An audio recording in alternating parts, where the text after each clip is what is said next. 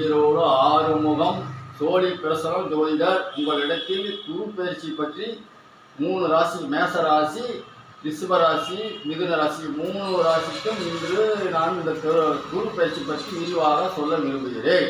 நம்ம ஓம் விநாயகரை போற்றி, ஓம் பெரியாட்சியை போற்றி, ஓம் நமச்சிவாயா. இப்பொழுது சில முக்கியமான வார்த்தைகள் உங்களிடத்தில் இந்த யூடியூப் சேனலை பார்க்கிற நபர்கள் நன்றாக பாருங்கள், கிளிக் செய்யுங்கள், சப்ஸ்கிரைப் செய்து பொறுமையாக பார்ப்பது முக்கியமான விஷயம். அதாவது கிரகங்களுடைய சூழ்நிலையை ஆராய்ந்து தான் நான் இந்த சோழியை பார்த்து சோழியுடைய விவரம் எடுத்து தான் உங்களுக்கு இதை விரிவாக சொல்கிறேன். ஜாதகத்துக்கும் சோழிக்கும் வித்தியாசம் இருக்குது என்று எல்லாத்துக்கும் தெரியும், அதனால் ஒன்றும் இல்லை. அதாவது மேச ராசி, ரிஷப ராசி, மிதுனராசிக்கு குரு பயிற்சி சொல்கிறேன். அதுக்கு முன்னாடி உங்களுக்கு பொதுவாக ஒரு விஷயத்தை சொல்கிறேன், கேளுங்க, நன்றாக கேளுங்க. அதாவது மேச ராசி, மகர ராசி, மீன ராசி இந்த 3 ராசியில் இருப்பவர்கள் திருமணம் ஆகக்கூடிய கண்டிஷன் இருக்கும் நபர்கள் யாராக இருந்தாலும் கான்டாக்ட் போய் கண்டிப்பாக செய்யுங்கள். உங்களுக்கு திருமணம் இந்த குரு பயிற்சி முடிஞ்சு குரு பயிற்சி உறுதியானதிலிருந்து குரு பயிற்சி முடியறதுக்குள் கண்டிப்பாக உங்களுக்கு திருமணம் நடந்தே தீரும். இது அதிசய கிரகமாக உங்களுக்கு சொல்கிறேன். அடுத்தது, நீங்கள் 7ஆம் நாளில் இருந்தால் 2.5 வருஷத்துக்கு நாம் திருமணத்தையே மறந்துட வேண்டியதான்.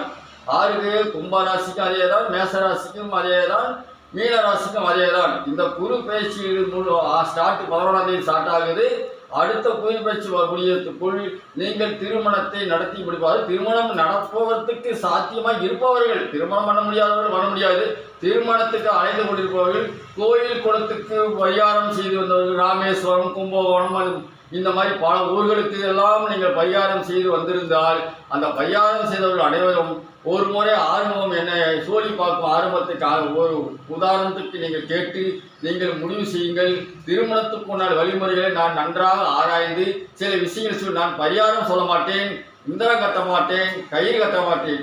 அவரவர்கள் என்ன செய்ய வேண்டும் என்பதை சொன்னால் அந்த திருமண தடை நீக்கி கொடுக்க முடியும் என்பதை நான் கற்று வைத்திருக்கிறேன். அதுவும் அனுபவபூர்வமாகவும் அதிகாரப்பூர்வமாகவும் சொல்கிறேன். அந்த அளவு நடந்து இருக்கிறது. திருமணங்கள் ஒரு 100-120 கல்யாணத்துக்கு நடந்தது, அதுக்கு ஆதாரமும் இருக்கிறது என்கிட்ட.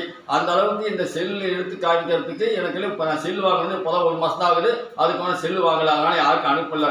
போன வாரம் சேலம் போயிருந்தேன். சேலத்தில் ஒரு வீட்டில் பார்த்தேன், அவங்க கிட்ட பேசியிருப்பாங்க, அதை நீங்கள் பார்த்துட்டு இருப்பீங்கன்னு நினைக்கிறேன். பார்த்தீங்களே, பார்க்கவே தெரியல. சினிமா பார்க்குறீங்க, எல்லாம் பார்க்குறீங்க, இது முக்கியமான விஷயத்த பார்க்க மாட்டீங்க, சர்ப்ரைஸும் செய்ய மாட்டேங்கிறீங்க. மக்கள் அந்த மாதிரி நம்ப இருக்கிறீங்க. எத்தனையோ பொழுதுபோக்கு விஷயத்த பார்க்குறீங்க, முக்கியமான விஷயத்த பார்க்க மாட்டேங்கிறீங்க. இது முக்கியமான பொது பாயிண்ட். வணக்கம்.